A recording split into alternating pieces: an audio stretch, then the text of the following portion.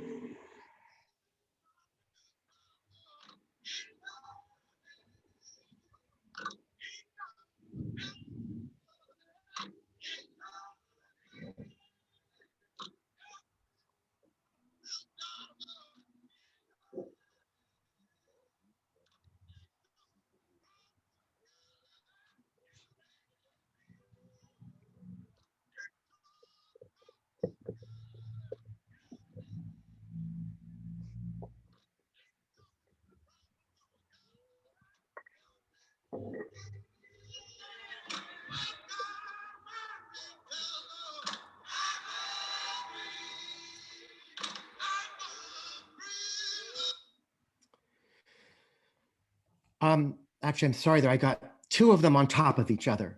I apologize for that. But what you see there is a American chain gang. Chain gangs are now only possible in that one state in Arizona where the sheriff that Trump pardoned maintains chain gangs um, as an option, an optional punishment. You might choose to be on a chain gang rather than experience as other punishment. But chain gangs were common throughout the American South until reasonably recently. Really not to the 1970s and 80s did this finally die out. And I'm sorry that I got this overlapped, because what we really see in the small group that was working on the rail is them plus their jailer. And you see that this bread that we're going to be talking about, the recipe is invented by the jailer. And when you see the cruelty of that situation, I think it really helps understand where we're going to be going. Thus it is here the Lord gives a creature comfort into the hands of his child, and God intended for a staff, for bread is the staff of life. But Satan comes and wresteth his staff out of his hand and beats him wherewithal. Now, I've said this before, that, we think of bread as the staff of life. It supports us. We think of an older person with their cane being supported by this tree of life. But, we get beaten by the police with staffs. You might get hit with a 2x4 when you're being mugged.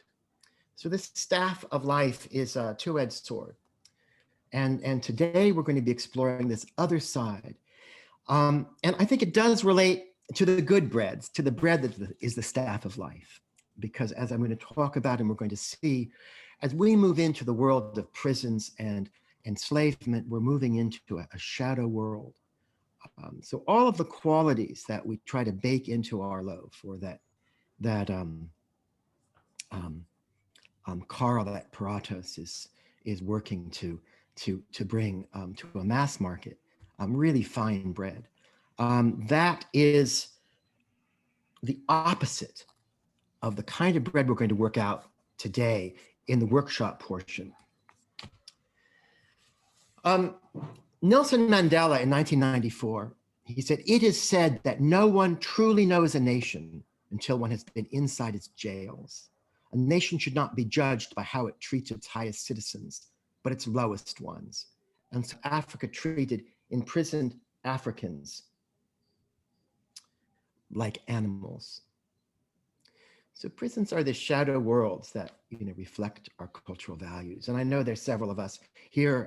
Marcia in Brazil is in a country with very big troubles with their prisons, and all of us are Americans. We, of course, have big troubles with our prisons. And the fact that 25% of all the prisoners in the world are in the United States, and we only have 5% of the population. And we tend to treat them very harshly. So today we really are going to be exploring, I want us to explore a little bit our own souls. This is a maximum security prison kitchen in Sweden. And I think a question to ask yourself is, if you were a prison warden in a maximum security prison, would you make an effort to buy, if you're in Paris, the bread from Poilin's bakery or an equivalent? Or if you're at San Quentin, which is just outside of San Francisco, would you try to contract with Tartine and Chad Roberts to get the bread for San Quentin prisoners, or something equivalent? Or would you somehow think that that's really not right? And of course, we know today that we are not prioritizing prisons at all for COVID vaccines, for example, and you can kite a check, pass a bad check, or assault somebody and be in prison for a drug charge, and on top of that, essentially have this death sentence or potential randomized death sentence be on you because of how we think about prisoners. So that's what today's talk is about. The bread of affliction. This is from the King James translation of the Jewish part of the Bible. and this is of course early 1600s, Shakespeare was still writing. And say, thus saith the king, and this is King Ahab, put this man in the prison house and feed him with bread of affliction and with water of affliction until I return in peace. And there's a little margin note here, keep him slightly, which in prison, and let him feel hunger and thirst.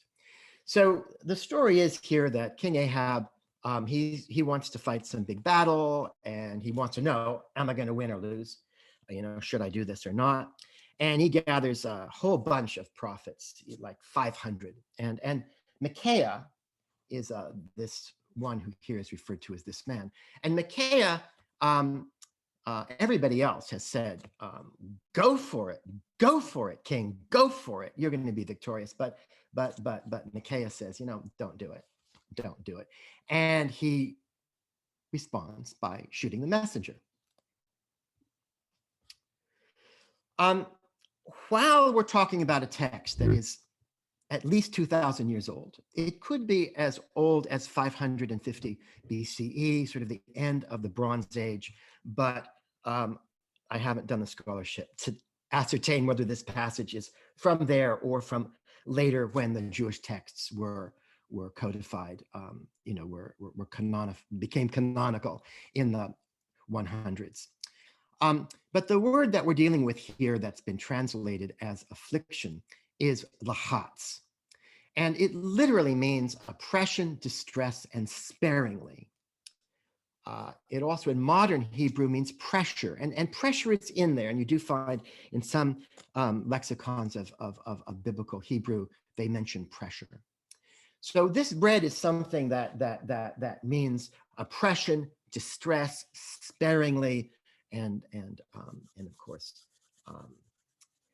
and what the translators did is they used this concept that was new to me. A friend who helps me with ancient languages introduced it to me, which is metonymy. And metonymy is where you take sort of what words really mean, the sense of them, ideas that are central to them, and you sort of move sideways and you find a word that is sort of sideways true. And that is what the early modern translators did, and they liked this word affliction. And if you look it up in 18th century, in 17th century texts, one of the meanings of affliction, I found one of the examples of how to understand the word was affliction is like the lead weights that pull a fishing net down, that pulls it down.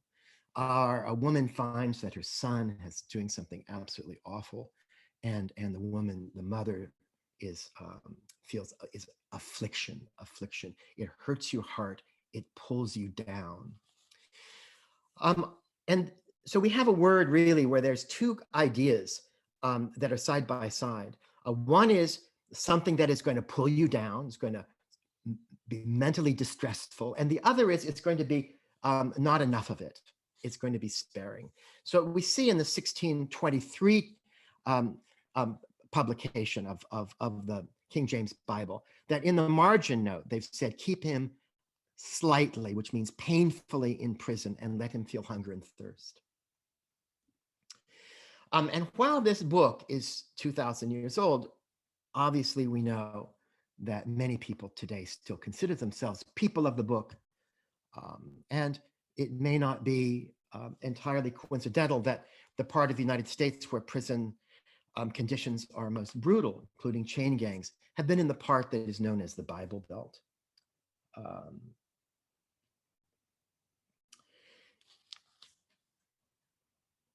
So the two huge ideas is that the bread itself is an affliction, the bread itself. That affliction is baked into the recipe, and you can augment that with hunger.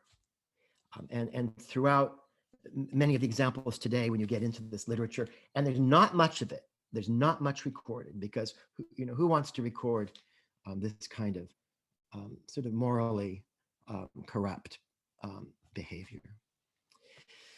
Now, dehumanization of the recipient is the principal ingredient in prison enslaved breads. And even in that biblical text, you see that Ahab, he knows Micaiah's name. The text is full of Micaiah's name, both in the verses before and the verses just after the one where Ahab sends him to prison. And there he just calls him this man. Today we call them A770175.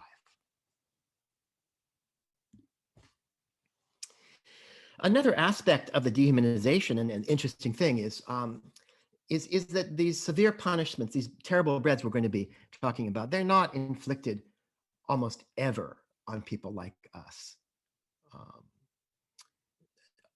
Almost never. I mean, extreme circumstances would somebody like us be in this condition.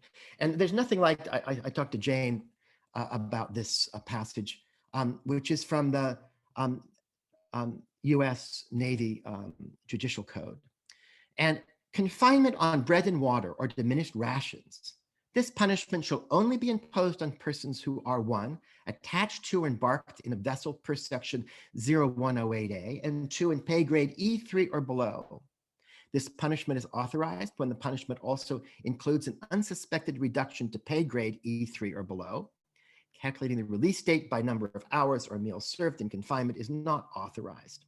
See Department of Defense 1325-7M. So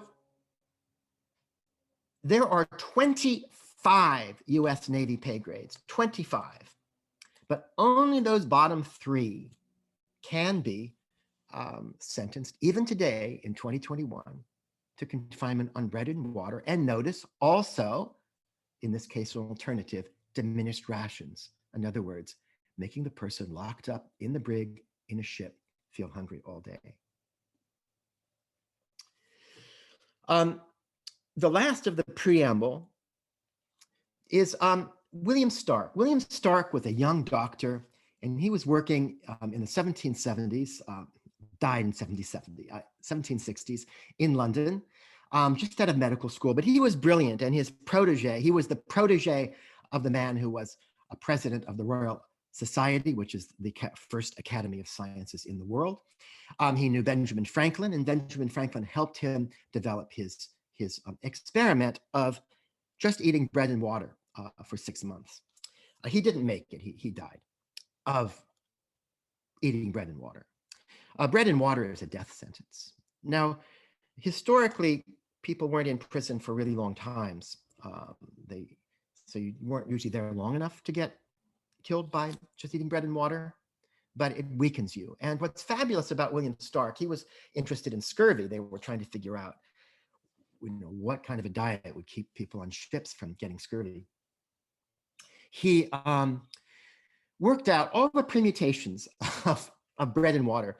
How much bread, how much water. And he chose his favorite bread and what spacing, which is really important. What spacing, how much can you eat at one sitting, and when could you go, could you just eat once a day, 2 pounds of bread? But the answer was no. And he watched himself waste away. He would alternate. 2 weeks was pure bread and water, then 2 weeks had bread and sugar water, then he'd got bread and something else. Unfortunately, he did not have a bread and cabbage sequence. He did have a bread and cheese, but he didn't get any of the vitamins that you need, so he got scurvy. Benjamin Franklin helped him develop the scale. When you see here, he weighs the food, he weighs himself, he weighs his excrement. And Franklin advised on the scale and also a bit on the design of the exercise.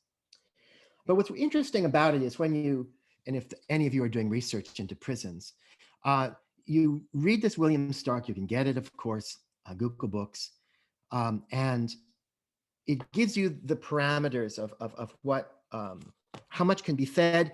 So you can feed this data into the feeding schedule and the quantities of the bread in your data.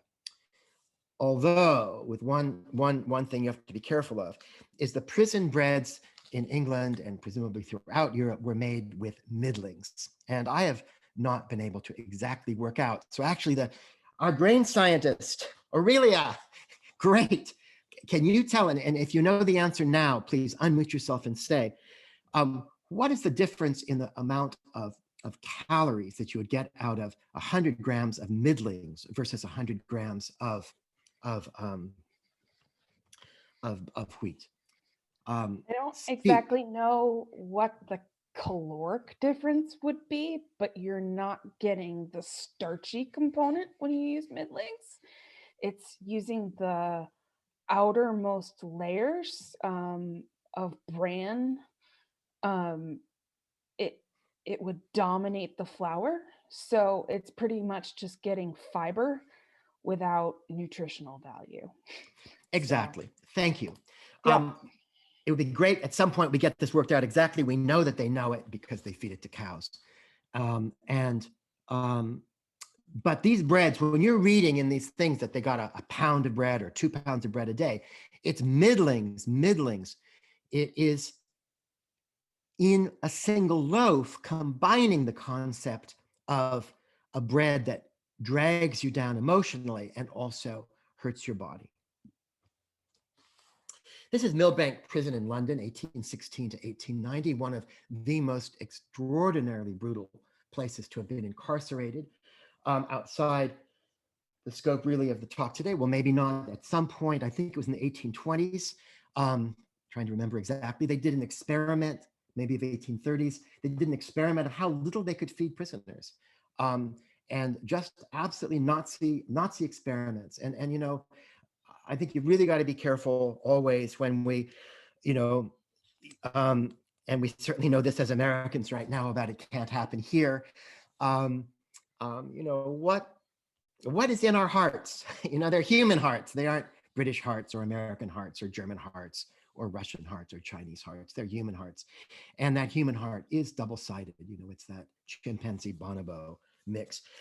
So they did this experiment of how little they could feed them, and they got them down to a point where people were dying of starvation, and then cholera came and wiped out a lot of the prison, and they had to empty it out and kind of start over again with the population. And what's fabulously amazing and extraordinarily gross is that the American penal system picked up this experiment in the 1820s, and they used the diminished rations that they developed here for people in solitary confinement, which is still a favorite American penal system. So a modern bread of affliction, and remember bread in Hebrew as pita in Arabic does mean bread, and that is what they're talking about. But bread also means food more generally. So this is a punishment bread, and there's a lot of efforts to declare it unconstitutional. None of those have succeeded so far. This is put in the prisoner cell with no tools. It's a punishment bread, but you're not given a fork or a knife. You just have to eat it like an animal. And what's apparently quite extraordinarily disgusting about this bread is that it has no flavor. This is formulated to have no flavor whatsoever. Um, and regarding the taste, this guy, Mac Anderson, who is someone who makes it, he says that's the goal, not to make it taste bad, to make it taste neutral. And the neutrality is apparently one of the things that makes it just absolutely grotesque. Also, each little piece is filled with 1,100 calories. So you end up, the people who've tested this, who are not prisoners, say you end up with stomach upset, it's just ghastly. It makes you constipated. So this is the complete biblical bread of affliction. Now, this is a direct quote. This is somebody who's looking into prison conditions in the United States, in Connecticut in 1831. It's the doctor, the prison doctor. It's making a report. In a very great number of instances, the porridge is the food most complained of as producing acidity of stomach, vomiting, and diarrhea. The solid, unfermented bread also is indigestible and would not be favorable to a stomach at all affected by disease. Now, you read that, unfermented bread. And then he goes on. Ordinary fermented bread of rye flour or middlings of wheat would be little more expensive than the bread at present in use. And even the fermentation of the bread now furnished would improve its quality with trifling labor and expense. And then he goes on. So here's a bread that you could do today. Make a bread. Middlings is ideal, but and middling bread, because it doesn't have the starch, is something you probably could cut into, even if it isn't fermented. But anyway, just bake up a brick of bread and see what that's like. So we've talked about this before. Some of you are new. That we talked about it a bit in the animal breads. There are foods that are associated just with animal food historically. Middlings is one of them. Even though Jeff says you can make really, really fabulous ship's biscuits with middlings, nonetheless, the biggest use of middlings in the early modern period was to feed pigs. There was almost no market for middlings.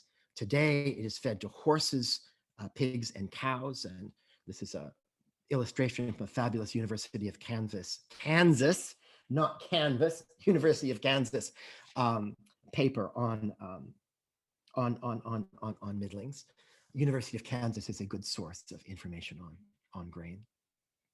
Very good publications.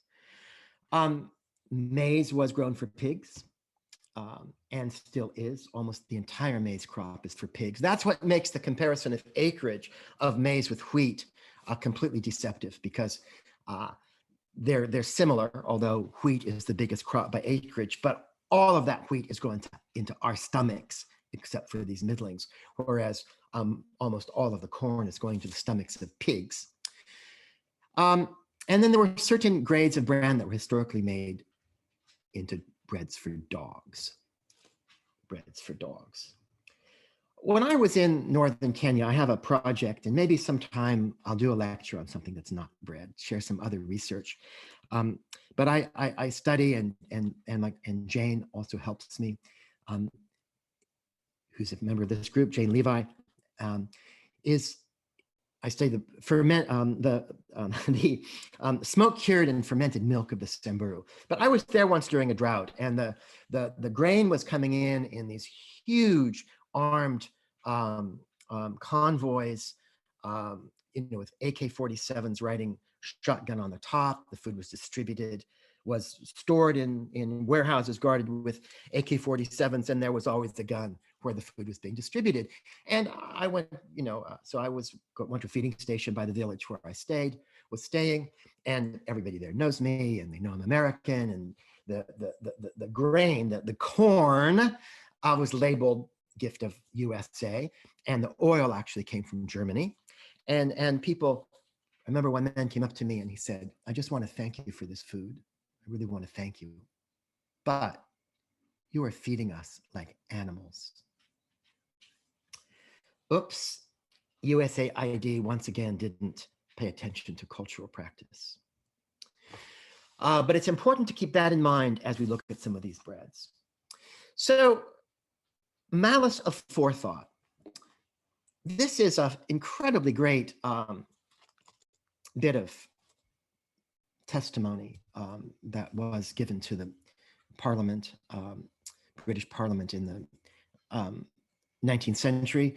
The British, as you know, from Millbank Prison, actually, after the cholera thing, they stopped housing people there for long term, and they just used Millbank Prison, which is where Tate Modern is now, for those of you who know London or are going to be going to London. And they sent them to Australia, and they had chain gangs. And it says, would it not also tend to be more irksome instead of having a full ration of animal food? And I actually don't quite understand that phrase. They were fed principally on maize. Certainly, it would make it more irksome. And it would be a very proper mode of making it more irksome, for the maize is exceedingly wholesome, and their objection to it proceeds more from prejudice than from taste, for it is really very palatable if well cooked, as hasty pudding, or what is called hominy. But maize is the food of the pigs in the colony, and this is the cause of prejudice. So In this case, in this example, they're making it into a porridge, but it also was served as cornbread. So again, malice of forethought. They're thinking about it. You know, how can we make this a bread of affliction? We're going to make it pig food. I also need to just remind you that sour meant for them gastrodistress. We've talked about it before. I can't get into too much of a digression, but before the germ theory of disease in the 1860s, it was thought that gastroenteritis was caused by sourness, which you could get from eating sour things, very especially sour bread. So there was apparently a riot in Sing Sing in 1863 over sour bread. And in 1888, sour bread must have been a problem in Sing Sing because here this little dialogue, you see the cues. It's a report to the Committee on State Prisons concerning the management of state prisons at Sing Sing, which is in New York. It's a famous, famous prison in the United States, and maybe even globally stands for horrible prison. And down here, they're interrogating this guard. Did you ever, while in the mess room, hear a grand chorus, men crying, sour bread, and no work? And the guy, of course, stonewalls. He says no. There's somebody who's been raising their hand. Is there somebody who's got their hand raised? No. Okay. And on the right, 1818, a parliamentary debate in England. Same kind of prison guard. It's been said these men are fed with sour bread. It is no such thing. There is no bad bread in prisons. It's as good as any family in the kingdom can wish to eat. So we know they're liars. This is a US military regiment from Massachusetts. They're marching in 1863, and they are complaining here that the doctor is complaining that the diarrhea that the troops are suffering is occasioned by the sour bread. So sour is bad.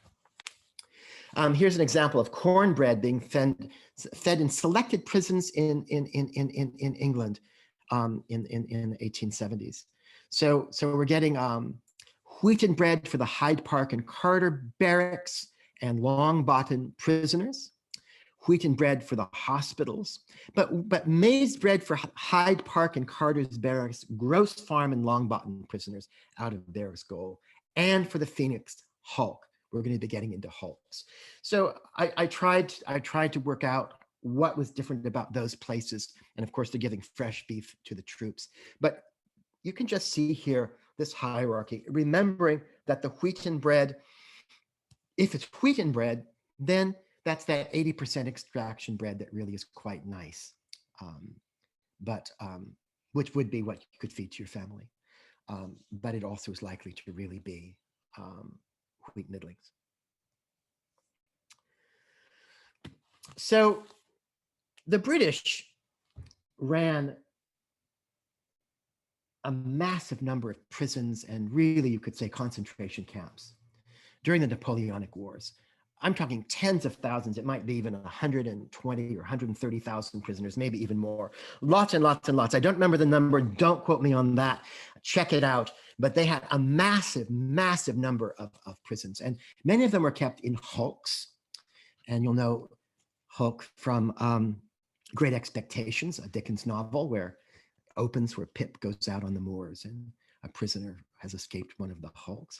And these were old ships that were beached often, or not always, and prisoners were kept in them, and the conditions really, really were terrible. This little dialogue on the left is part of a parliamentary hearing from 1812 on bolting flour, which is why I have studied it. And what's interesting here is a baker is being interrogated about what he does with what's left over after he's made the saleable flour. He says, can you state what is the whole value of the remaining flour from a quarter of wheat, and the quarter is like 400 pounds, not including the bran, or what you would call the coarse pollard? I have no, and the baker says, I've got no calculation of that. I can make one if it is wished. And the guy doesn't need the specifics, but he says, but where do you send the coarser flours? And he says, principally to Bristol. Have you any information of what it's used for? It is generally used for French prisoners. Is it baked into bread? Yes, by the bakers in Bristol, principally for the French prisoners. It is a very inferior bread indeed. Is it sold by the stack? We sell it by the sack. What price do you get for it? Now, this is very important right here, because one thing that I didn't think about for the assize, but when the assize bakers were given the bran, they were presumably also gotten this part of the bread, the middlings, for their own advancement. And what they could do with it was they could have sold it to the poor. He says sometimes we can scarcely sell it at all and give it to our pigs. So sometimes they, in another bit of testimony, he says that sometimes they sell this to the poor. So those assize bakers who were sifting their own flours, so before the mid 18th century or beginning of the 18th century, they could have been making some money on the side, selling that to the poor, or to a small scale ship's biscuit maker, or to a prison. But mostly its value was so little, it was just an animal food. I did not mean to do that. Sorry. Now, the conditions on these ships are just horrible, and I'm not going to read all of it, but on the left, this is from a book on British military prisons from the mid 1750s to the end of the Napoleonic War. And this testimony says, day by day, they practice their cruelties upon us, unhappy prisoners. That's where they are cowardly fighters against defenseless men. Half the time they give us provisions which the very dogs refuse. Half the time the bread is not baked and it's only good to bang against the wall. And he describes they refuse it, they go on hunger strike, and they just let to be hungry. The one on the right is even more disturbing because this is an absolute vision of hell, of a Nazi concentration camp. And here it says, this guy comes in, he's coming in to look at this place, and he says he was struck with the people's emaciated appearance of almost everyone we met. And this is a diet of the bread of affliction. They're in general nearly naked, many of them without shoes and stockings, which was in some places inch deep in mud. And he said their provisions were wretched indeed, the bread fusty and disagreeable, leaving a hot, pungent taste in the mouth. And then on returning, he's seeing two people who are in the courtyard dying. Hot, fusty, hot tasting in the mouth. That is the only example I know of. And if any of you find one someplace else, please send it to me. That I know of that talks about the taste of some of these breads. So I don't know how you make a hot, fusty bread. And maybe Carl or one of the other food scientists and bakers in the group could say. And let's do that a little bit later when we get to the recipe section. Your committee would here say that in their opinion, the change of food in the article of bread by substituting a mixture of wheat, middlings, and Indian meal instead of clear Indian is conducive to the health of the prisoners. So here in American bread, they were giving them cornbread, which again, you might say, what's wrong with cornbread? It's great. You wouldn't think it was great if you lived in a more rural situation and you knew that was the cheap food you fed to the pig. But then they're bringing in the wheat middlings. So I think one problem you're going to find with all the nutritional studies on diet in prisons from early modern period, well, medieval, early modern, but the documents, records would be in early modern into the 19th century, which is the modern period, is that they are working the caloric content of bread made with regular wheat flour. Now, this is a guy who was in prison in Persia in the early 17th century. And the first quote is from um, the Maison Rustique by Estienne, but from the part where you can see that Gervais Markham's editing is involved. So this is really James Markham's emendation. Oh no, this is from the 1600 edition. It's not Markham. So this is pure Estienne. It says, there's no regard to be made of the bread, made of the bran, which cometh of the meal, that hath his flour taken from him, and is commonly called the meal bran. It's better to leave it for the hounds or shepherd's dog, or such as serve for the keeping and watch of the house, more bread and class.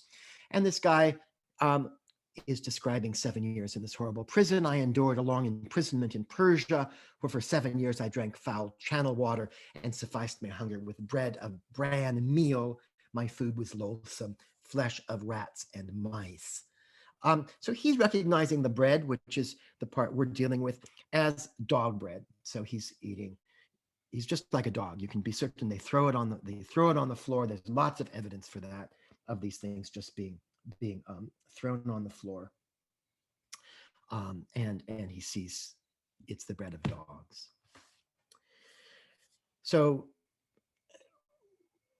we know that there's still slavery in the world. It's a different kind of slavery than chattel slavery, and certainly not just as an American, but as an American involved with really the still long-term consequences of the fact that this country was formed, a more perfect union where all men were created equal, with the sort of obvious mind-bending inequalities towards women, all women, but specifically there was a whole group of enslaved Americans.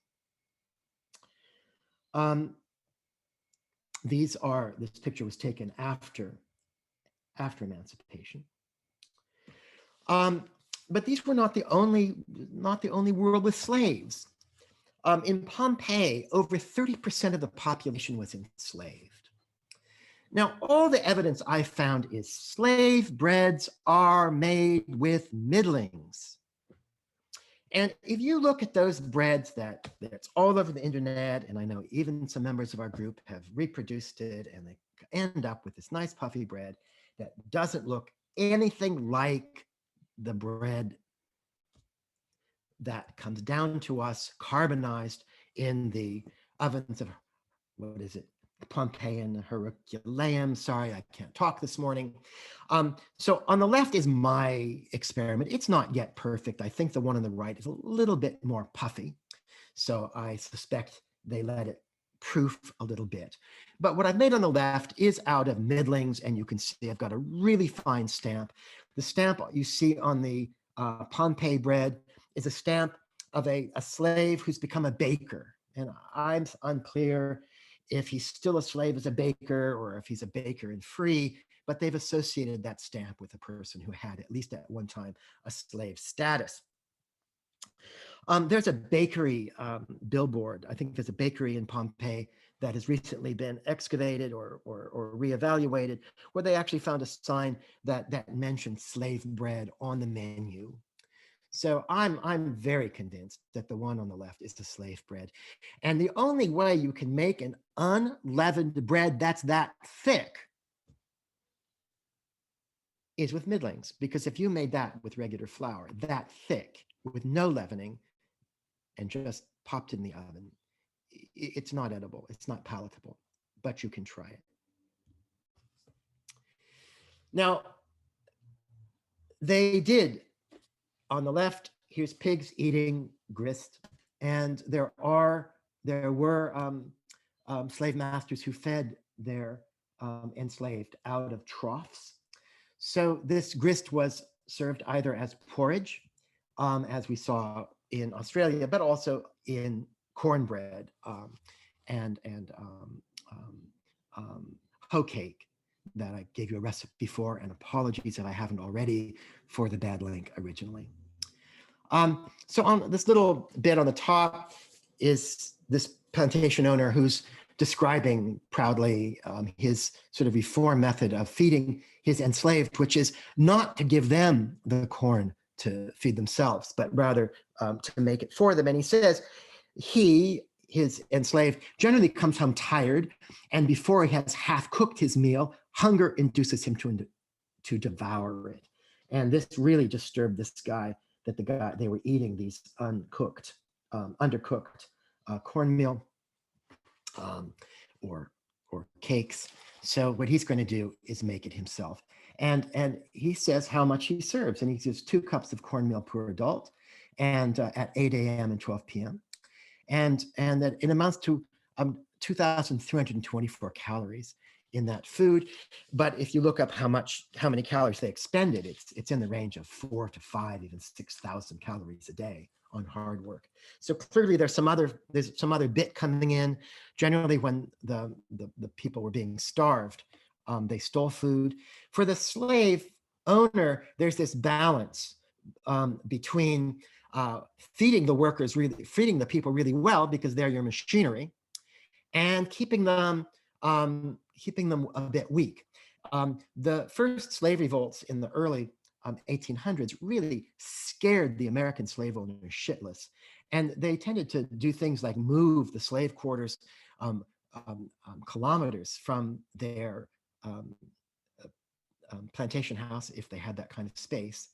And they were afraid. So keeping the people hungry was also a way to keep them controlled.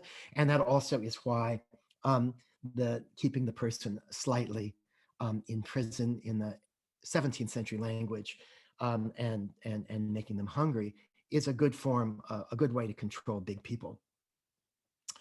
And this guy, 1820, slave owner, member of Congress, he says, by confining the slaves to the southern states, there's a debate on expanding the slave area, where crops are raised for exportation and bread and meat are purchased, you doom them to scarcity and hunger. It is proposed to hem in the blacks where they are ill fed. Isn't it amazing that a text that's 2,000 years old, one sentence, can encapsulate cultural practice for the following 2,000 years? Now, this is a rarity. I can't believe I found this. This is in the slave narratives. Remember for those of you who aren't American, one of the great things that the Roosevelt administration did in the 1930s was they had this thing called the WPA, the Work Progress Administration, and they did many great things there. They hired artists to go out and take photographs. They hired ethnographers to go out and take field recordings. So they created this thing called the slave narratives. There were still people who had been slaves alive. And this person, FL Irene, this woman, Irene, is recounting how wheat bread, middlings, was stretched, if you can believe it, with corn husk. We're getting towards the end here because I want to spend time with discussion. We might even break up into groups. And this is the worst part of the talk. Maybe not. It's pretty awful. So in 1818, a British engineer invented the treadmill. And yes, this is the absolute precursor to the treadmill that we all pay money every month to get onto. So in this here, in some steps are 2.5 feet apart. You can see those people in the top row, they're holding onto a rail. Some of them apparently didn't have a rail. And you're up on your toes. And that's really an important bit here, that you're up on your toes. And it created excruciating pain. You could only do it. Some places you were limited to 7.5 minutes, others 15 minutes. Then there had to be a break and you ate. And it turns out this broke you broke you mind and also body. Originally, they were developed to produce nothing, just to wear you out, just to torment you. But then it was decided that it would be good if it did some work. So in prisons, they often were hooked up to either pump water or, more commonly, to make the flour. So if you go back to that horrible passage in the Torah, the expulsion from the Garden of Eden, where the Adam and Eve's Lord says, you are going to live by the sweat of your brow. This is like the ultimate bread of affliction that you created by actually destroying your body. And it was also an extra humiliation for women. So the women, apparently their bottoms, they would be in rags. You could often see their buttocks. Women would be nursing, unbelievable, would be doing this, and their child would be crying right next to it. And this is what it looks like in real life. Burma, 1943, notice the well-dressed white colonials there watching. And this is a quote from 1680s. These were in Britain, they weren't outlawed till something like 1903. The largest tread wheel at Cold Bath Fields has been completed and brought into use. 290 men, so I'm imagining it's like a huge thing like this, can now be subjected to labor daily, and by the machinery attached to the wheel, flour is ground for prison use. In a bakery adjoining the mill, about 18 sacks. A tack is like 280 pounds of flour. So that is, just call it 140 kilos, 130 kilo sack into bread was baked. But we actually don't know if they got all of the flour from that, or more likely just the middlings that were sifted out. Now, this one is absolutely unreal. And I'm sorry, I mean, you obviously know from us talk that my political leanings are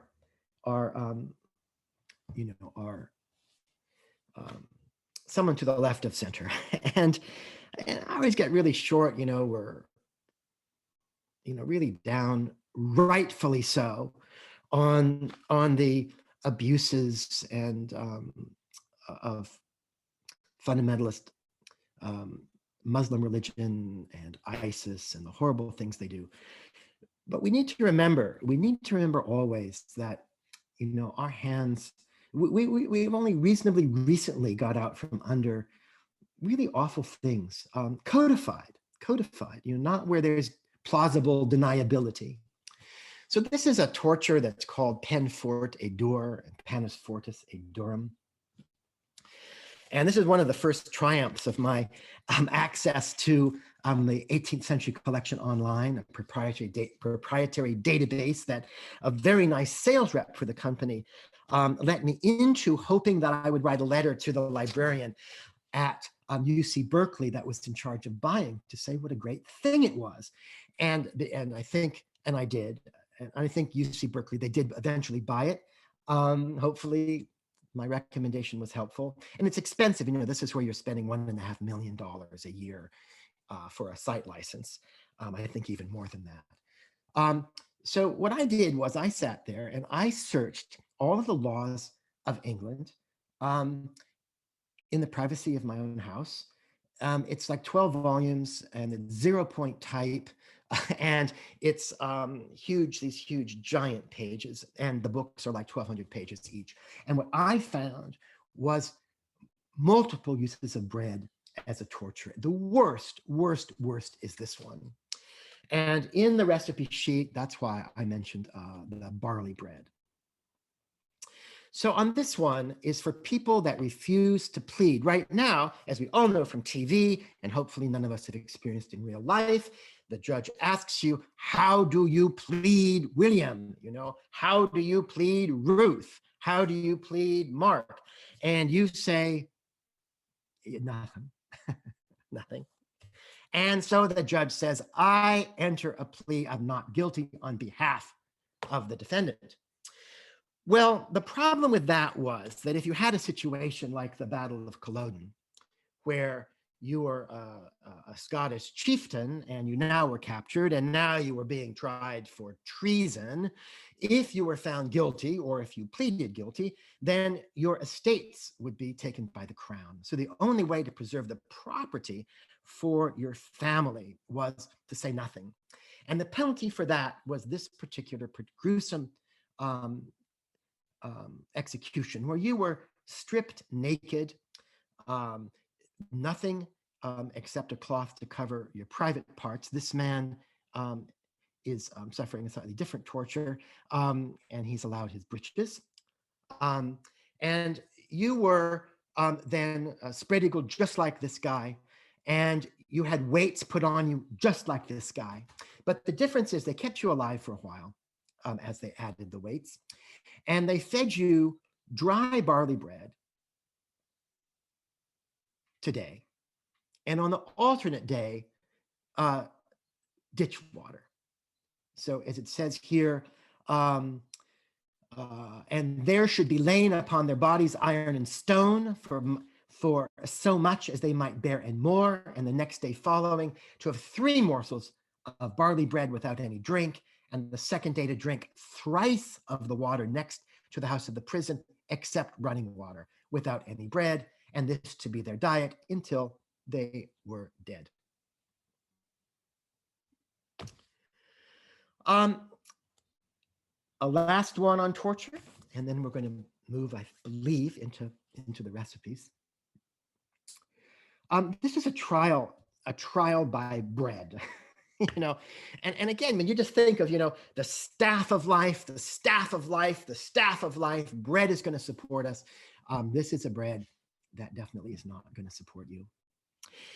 So, and the value of experimental archaeology is that the trial was, and this is for somebody that is being accused of a crime, and there's no witnesses, or there's nobody they can call as a witness, and the person says, I'm innocent, and their state says, no, you're guilty, and there's nobody to mediate this.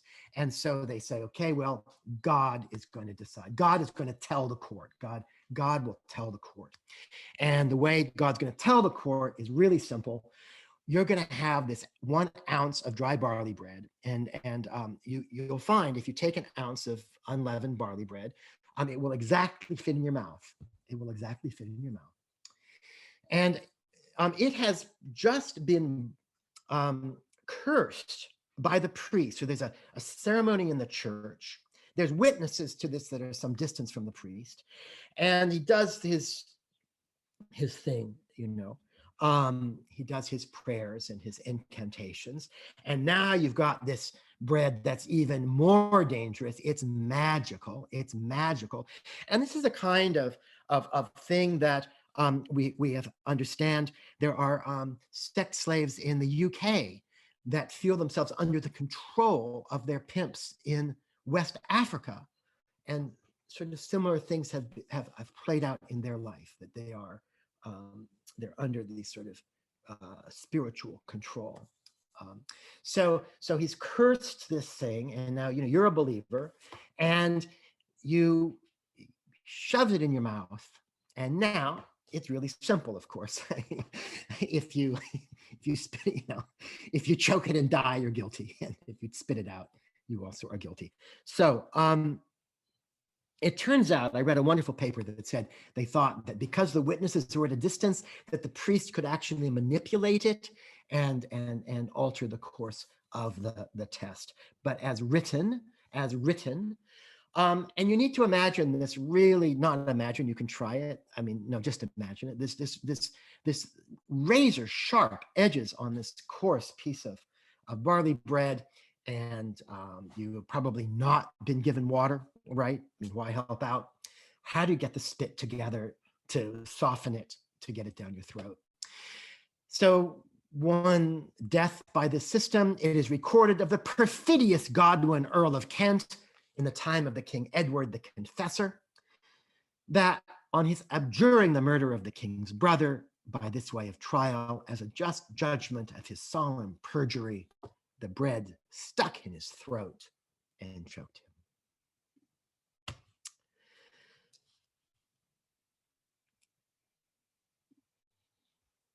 So with that, my friends, with that, I now want to move. Any questions, any comments? Anyone want to say something now?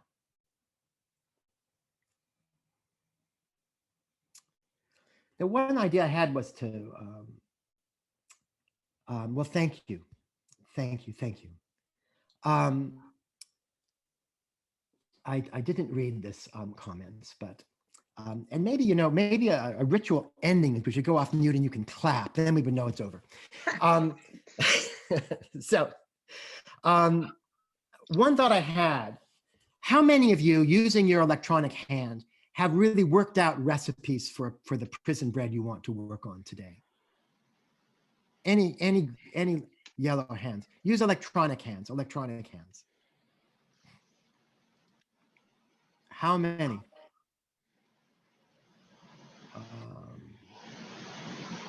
Any electronic hands up here? Pamela says yes, Mark, a few of you. So I did think one concept would be to break up into a breakout room with maybe 10 of you, 8 of you each, talk about what you might want to do. Would that help focus ideas? Is there a yes for that, or do you want to just move into the workshop portion? William, I was also wondering, I think someone mentioned one reason why corn was decided to be just for animals as opposed as a nutritional food for humans, because the Native Americans, of course, used corn a lot. And I was just wondering if there were any other reasons why corn became known to be just for animals. Well, corn, I mean, I am not familiar with the entire corn cuisine of the indigenous people of North, Central, and South America. We do know, certainly in Mexico, that the corn, the dried corn, was run through the what we call the nixtamalization process. But if Marcia would like to describe it, Marcia, you talk about it. You're muted. Unmute, Marcia. Yeah, there okay. You go. I'm part of a culture who do not have nixtamalization. I mean, Brazilian, Americans, native Brazilians did not use the nixtamalization. And therefore, we ate corn just like pigs. We still do it, you know. And this is a very, very important part of our culture. So the relation with pigs and corn is the same relation we had with not only with pigs but with slaves, as different from the US, where you had a very small portion of the country with African enslaved people. We do have the whole country under its influence, with the exception of the Amazon, but that only became Brazilian in the early 19th century. That belonged to Spain. So the thing of corn as a poor people is very common. And there is something that in a farm sometimes, and this is something that the ones who write and from the standpoint of the British Empire, and they had also a religious point of view to add.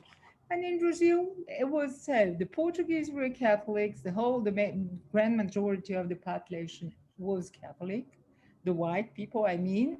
And the slaves, they were Muslims too. This is very important. But corn was exported from early 16th century onwards to Portugal. And it became part of the diet, you know. It was also exported to Africa to its colonial or commercial standpoints. But this is something that is very, very traditional, I would say, exactly to the British culture. Okay, thank you, Marcia. So let me give you an answer. So if you're going to eat corn as a staple food, you will get pellagra.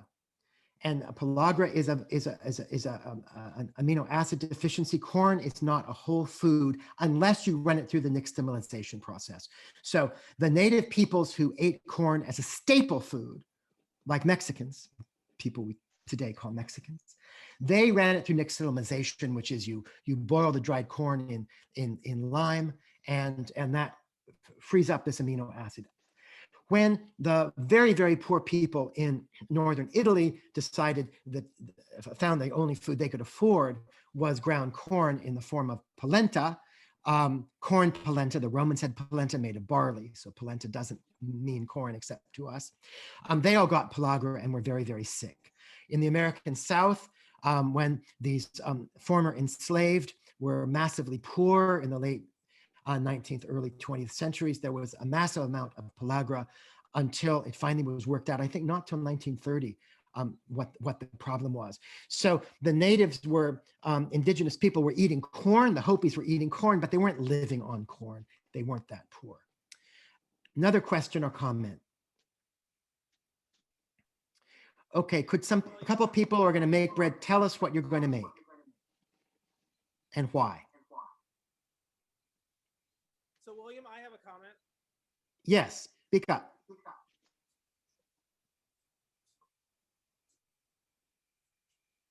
Who are you? I don't hear you speaking. Your sound is too low. I think it's Jeff. Jeff.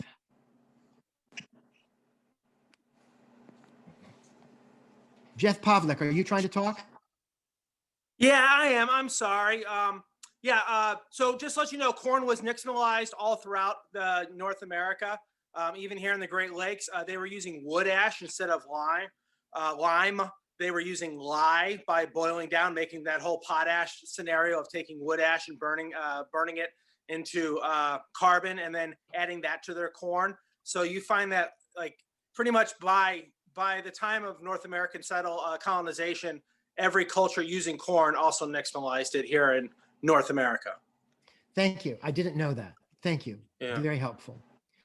And also, I put in the chat, but I think I sent it to the wrong person. A lot of sailors, I mean, on my Ship's Biscuit talking about middlings, I mean, there's a sense that we think of service to the nation as a volunteer Army or Navy that we join because of our patriotism, and that's a real modern idea. A lot of those people that were eating Ship's Biscuits were either impressed on there by other governments, were forced on there because of the penal system, or had no other option, and that was just the military was their last resort. So while sometimes it was a prison, other times it was just the only option. So the idea that that penal bread and Ship's Biscuits are that far apart, I mean, I think you could probably slip them in right next to each other. Thank you. Yes, I mean, that shows you the status, particularly in Britain, of the merchant marine and the British sailor. And it was hell. It was hell. And I mean, really hell. So guys, does anyone want to do baking, or do you just want to keep talking? Do you want me to go over the recipes? I'm sorry I sent the wrong link. I sent you the link when I was in preview mode to the recipes, and that didn't get you to the page, though I know some of you searched on it. Do you want me to go over those recipes? Does anyone want to actually bake? Because I really think that this is an important bread to attempt, because it's I think it can really help us in this upside down, shadow world, mirror world way. It's the opposite of the bread that we normally make. I think I worked really hard on that text that I sent you on my website. And I think the concept is, if you just think like, what bread would I make for the first time the person I have a crush on comes to dinner, or for the first time the person, the spiritual person in my life, the priest, the rabbi, the imam, or the meditation person that you're listening to comes to dinner, or the first time that your child comes back to home from college, which already I get teary-eyed thinking of it as I see my daughter inexorably moving out the door. She's only 14 now, I'll say only. What would that bread be like? And then how do you reverse that? How do you reverse it? If it's your own child, you probably know a little bit about what would be the bread they'd absolutely hate, and then you amplify that. So I think that's the spirit. So is anyone into it? Anyone want to talk about what they might want to do? Oh, Liam? Liam? Yeah. Jenny? I was able to access your link and I got some ideas. I have some coarse rye flour and I added some chickpea flour and I added the part of my sourdough starter that I was going to throw away. So I just combined those and I don't think it's going to taste very good, but I'll give it a try. And then I see that Julie put in, what if you put in wild foods? Like, what if you put in ground acorns, which are incredibly bitter? Yeah, acorns without preparing them. I think acorn takes so much preparation that probably is not a realistic choice, to be honest. All right. William, Yeah. I was intrigued by the slave narrative mentioning rye biscuits and another name which I'm not going to say. And so I did some research on Google Books and came up with a description of a biscuit that sounded perhaps like that person would have eaten. It had no leavening, and basically it was either milk and rye, and then dropped onto either in the fire somehow or on a griddle, or rye and water. So I thought I would try both and bake them and see what happened. That'd be great. And remember, post your results on the bread history, what is it? Bread History and Practice Facebook group. And it's one you have to join if you aren't already a member. And I know Jeff is several of you are very active on it, and it's very helpful. If you haven't visited the group, it's a really high level group.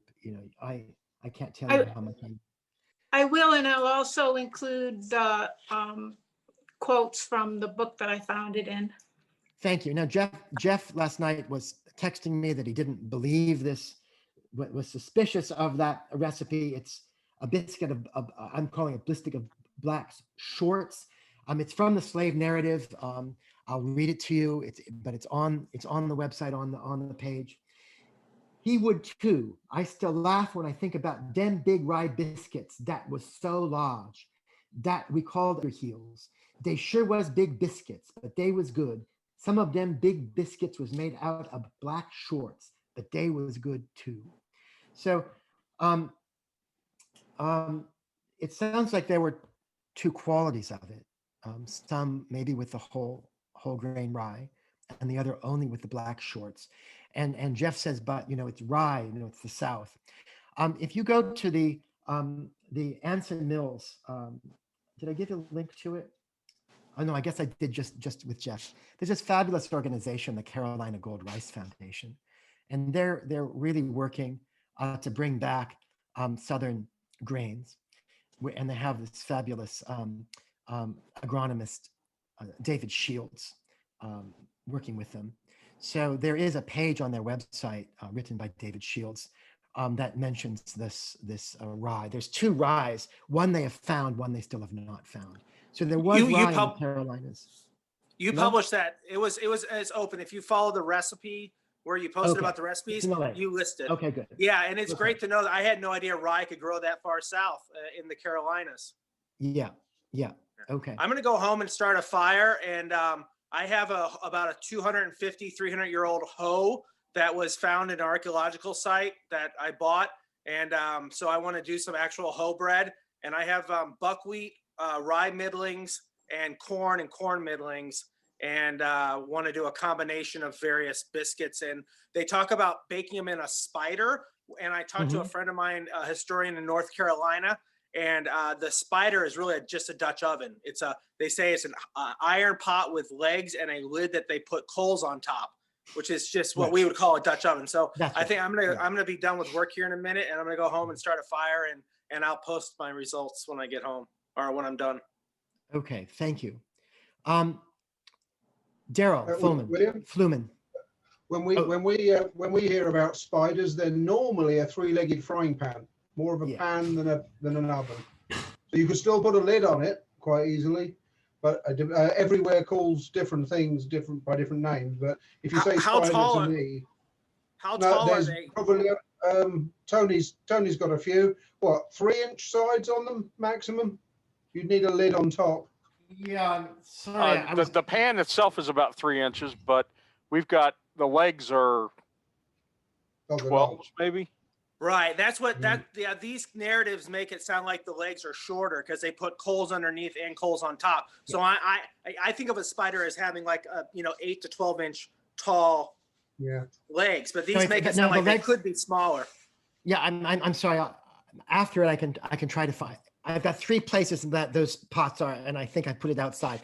But it's a frying pan, right? With just regular legs, Dutch oven legs, just that, just like that, and it has an iron lid. And I do also use it as a Dutch oven, but it's not deep like a Dutch oven. Okay, Daryl Fluman, and thank you guys for speaking up. Daryl, did you want to say something? You have your hand up. Okay, so it sounds like we're not going to be baking here. So what I really encourage you to do, though, all of you, is go to the recipes. I spent literally all day writing it throughout most of what I wrote, as my usual. End quote. I've been dictating more. So it's starting to speak like that. I think it's an interesting text, and it has the black shorts, that unleavened bread. It's got barley bread, suggestions of recipes. I didn't work out recipes for this time because, again, the recipe is written in your heart. And maybe just a show of hands, or I don't, it's too late to do polling. I mean, if you think about what would you feed? I mean, how do you feel about feeding good things to prisoners? I mean, looking, anyone want to talk about that? I'd like to say, this is Mercy, and I have a history in psych nursing and trained in a state hospital in the 50s. And I'd like to draw a parallel between feeding the mentally ill and feeding the imprisoned. I think there is some parallel there in terms of affliction and poverty. I'm not sure the intention to punish, as is present in the prisons, is also in the mental institutions, but their diets, I think, are pretty close. Yes, thank you, Mercy. So I just want you, as you start, moving on, I think the importance of the kind of detail work that we're doing, or that I'm doing, that Jeff is doing, that Mark is doing, and some other members of the group, it's when you get down, to the nitty gritty, like, well, what is that really about? The term prison bread was coined in the 1840s. I don't find it earlier than that. And you tend to find it really means it's like, we are with this, Me Too movement time and Black Lives Matter time. It's like suddenly you wake up like, whoa, I see it. It's right here. So, when you start to see prison bread as a concept, then, you can start talking about it. And a lot of what we know about the details in the British and American systems really is reformers, people brought into the prison to look at what was going on, and they say, wow, look at that bread. But also, particularly for Americans, just because of our at least historic status as the richest, most wonderful, progressive, democratic country in the world, we've got this huge prison system, and the food is terrible, and the people are treated terribly, and we're still into the same. And I'm not going to insult the medieval period by saying medieval, and that's another subject when we get to medieval bread, how these names for historic periods can just really mess up your analytic abilities. And how we're still back to penal ideas from 2,000 years ago, which surely were just codifying custom that went back, absolutely forever and a day. So on that depressing note, in 2 weeks, Jenny Bardwell is going to talk to us about salt rising bread. Thank you. Do you want to have a clap at the end to make it formal? Unmute yourselves and we can all clap. Thank you very much, William. Brilliant. Okay, thank you.